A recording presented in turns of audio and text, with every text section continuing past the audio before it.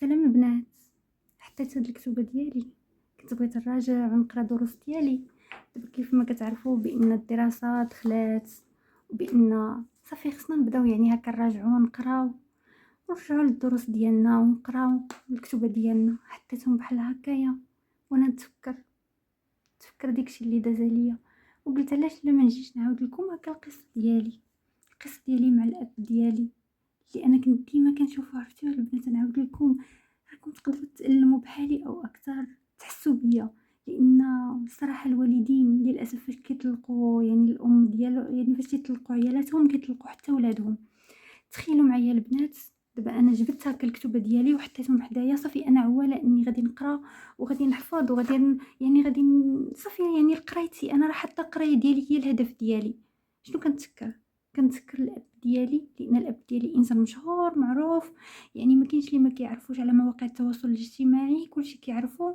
عنده بنته باقا صغيره، انا راني في عمري دابا شحال، عمري دابا 15 عام. كيف قلت لكم هكا جبت الكتب ديالي باش نحفظ هكايا فيهم. وانا نتفكر واحد الفيديو كنت شفتلو، يعني دابا عاد الدخول المدرسي كان، يعني واحد الحاجه اللي عاد قريبه ما كملش حتى شهر ياكو.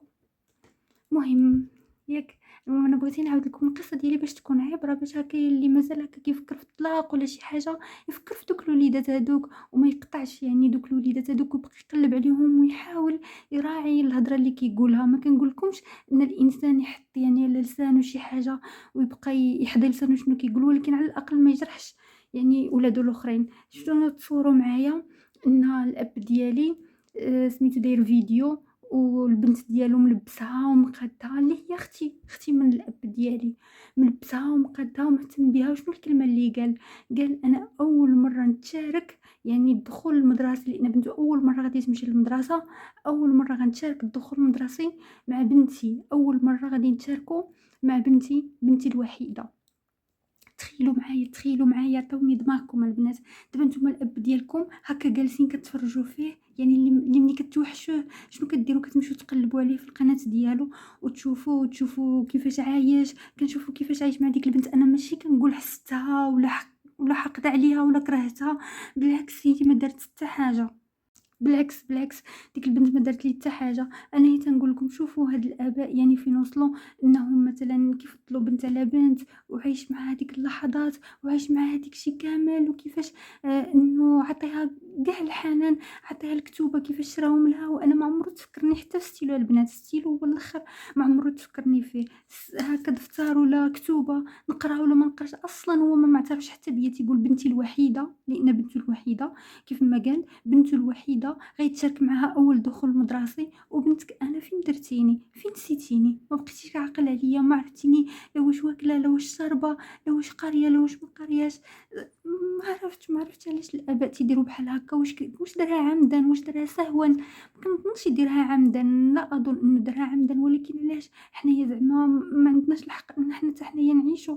ما عندناش الحق حتى حنا ان حنا يعني في الدخول المدرسي هكا يجيب لي الكتب ديالي او يجيب لي الدروس ديالي، ما يجيب لي حتى حاجه. هي يجي يسول فيا يقول لي واش دخلتي واش قريتي شنو القسم اللي جيتي فيه شنو المستوى ديالك. دابا اظن انا الا سولو شي حد قال له الا بقى عاقل يقول له انا بنت، انا بنتي عاد دخلتها للقرايه، محال واش يبقى عاقل.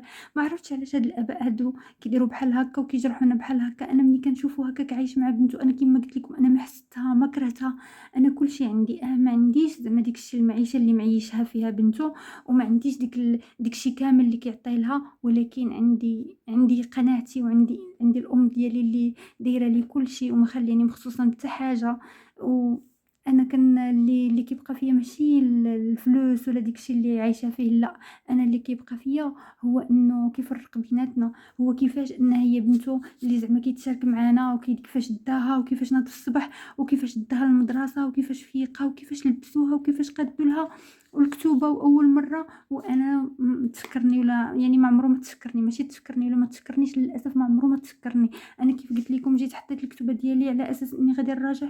وانا نتفكر داك الفيديو، هذاك فيديو فيه 7 دقائق يمكن ولا 8 دقائق، يعني هو تشارك زعما مع المشاهدين ديالو كيفاش بنته داها وكيفاش بنته يعني قراها، يعني القرايه اللي غتكون والمدرسه اللي فين غتكون وشحال صرف عليها.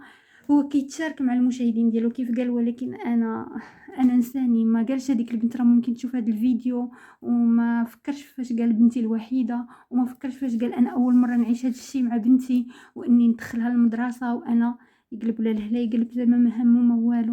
ما عرفتش البنات واش انا زدت فيه ولا هذا الشيء عادي، ولا غير انا بعض الخطرات انا ما نقولش كنكرهه، انا ما عمرني كرهته، ما عمرني تمنيت له شي حاجه خايبه، ولكن انا اللي بغيت زعما هو انه يجي يقلب عليا يشوفني واش واكله واش شاربه شنو كندير. فهمتوني البنات هادشي شنو بغيت انا.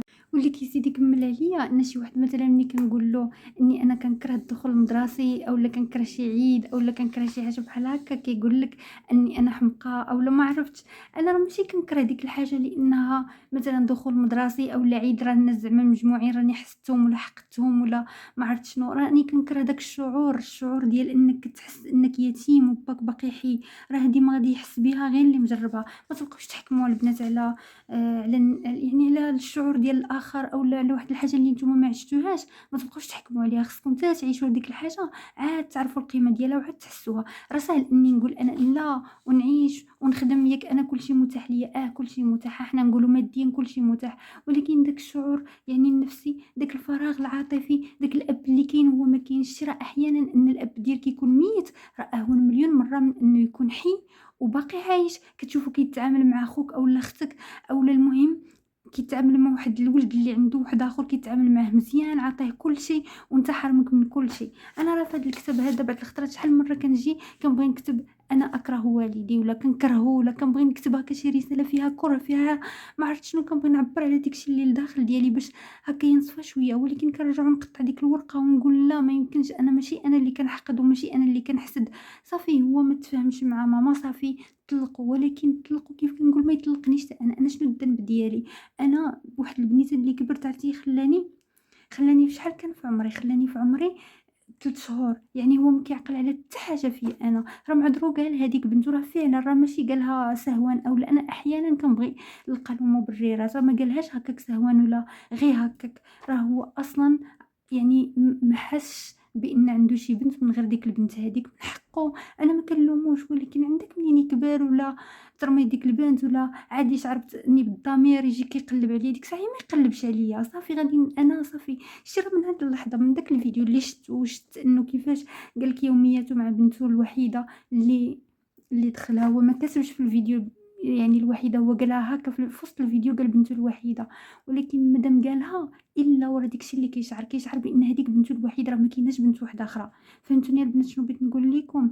انا دابا هانتوما دابا انا حطيت هكا الكتبه ديالي كي قلت لكم باش هكا نحفظ وباش زعما نقرا باش نوصل باش ما نحتاج لتا واحد باش نكون يعني نخلي ماما فخوره بيا انها وصلتني وكبرتني. ولكن ملي كنتفكر داكشي راه صافي ما كيبقاش عندك لا الدماغ الحفاظه ولا القرايه ولا والو، كلشي صافي كيمشي وكيتنسى وما كنبقاو قادرين على والو. دابا بغيت نتشاور معكم في هذه القصه نقول لكم واش نبقى نكتب هكايا هاد الرسائل هادو اللي كنقول لكم اني زعما كنكرههم نكتبها هكا وفي العنوان كنكتب بعض الخطرات في العنوان اكرهك ولا انا اكره والدي ولا كنكتبها بعض الخطرات بستيلو هكا يعني باينه اولا بالاحمر اولا شي حاجه باش تبقى هكا باينه.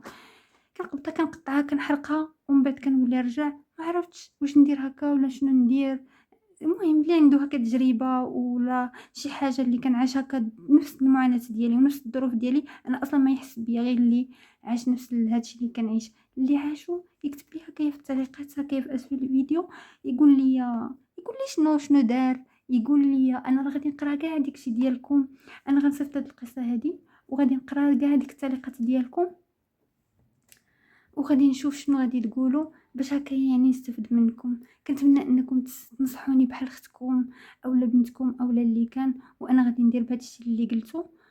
وكنتمنى بصح ان الوالدين قبل ما يطلقوا يعني قبل ما يطلقوا بيناتهم ما يكونش دوك الولاد هما السلاح لا من الام لا من الاب. احيانا عاوتاني كيكون الاب باغي يشوف ولادو والام هي اللي كتمنع داك ما كتخليش يعني داك الاب انه يشوف الولاد ديالو، حيت بحال هذيك الورقه اللي كتضغط بها عليه زعما ها انت نعذبك ولا شي حاجه، ولكن راه اللي كيتعذب في الاول وفي الاخير هما دوك الوليدات. القصه ديال اليوم هكا يا البنات كتكون هكايا سالات البنت اللي معانا واللي بغات هاد القصه هذه، اللي بغاتكم انكم يعني تشرحوا لها وتقولوا لها، اولا تخليو لها التعليقات اسفل الفيديو وتقولوا لها وتنصحوها. بغاتكم تقولوا لها شنو، واش تكتب هاد واش تبقى تكتب هكا ولا شنو دير.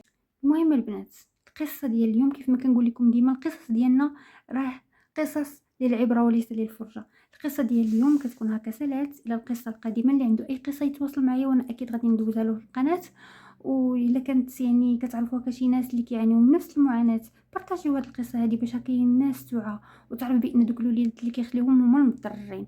هكا كتكون القصه ديال اليوم سالات. الى القصه القادمه، سلامه.